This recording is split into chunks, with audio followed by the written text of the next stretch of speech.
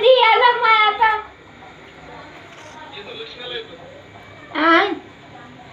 लक्ष्मीला येईनच का दुरून करून बरं बरं ये माय लक्ष्मीला बरं बरं जेवण झालं की व्हायचं झालं का बरं हो माझं झालं मला पोटभर जेवताय मग उपाशी राह जाऊ नको पोटभर जेवायले उपाशी राह जाऊ नको मा बरं दिसायला बरं दिस लक्ष्मीला येतो